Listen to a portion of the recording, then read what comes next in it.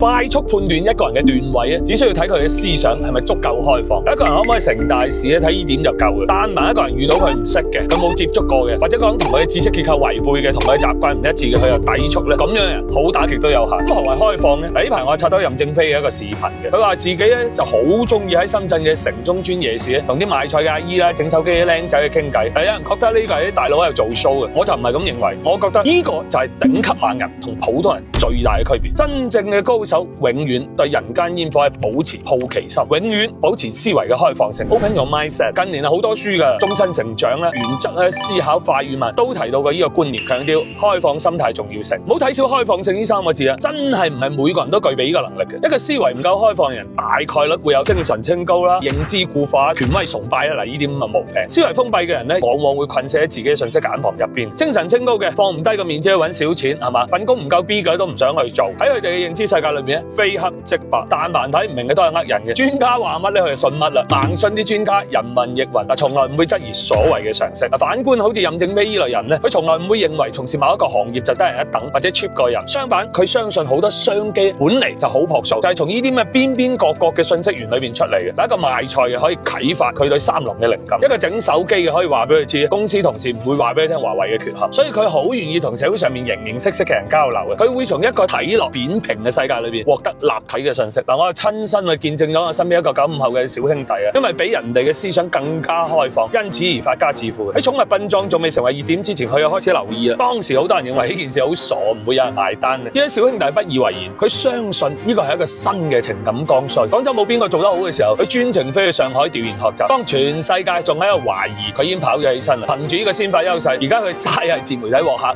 月入都10幾萬。其實邏輯並唔複雜，亦冇幾咁高級，就係你向世界開放幾多，世界就俾翻幾多你，就係咁樸素啫嘛。只要你唔怕冇面，唔怕失禮，唔會自大到以為自己乜都啱晒，願意去迭代原本嘅知識結構，你就肯定有收穫。每次出現同你唔同嘅意見、唔同嘅價值觀嘅時候，你可唔可以先保持好奇？人哋點解會咁諗呢？然後可唔可以先唔好去對抗，而係期待一下，會唔會今次係一個好機會，令到我嘅知識結構又可以迭代？只要你對陌生嘅嘢唔係防禦，又係永遠保持擁抱嘅心態，你就永遠唔會 outdate。到幫我咁嘅年紀，你會慢慢明白，淘汰你嘅唔係社會，而係你自己嘅落後觀念。勇敢破防你嘅認知，加油 bro！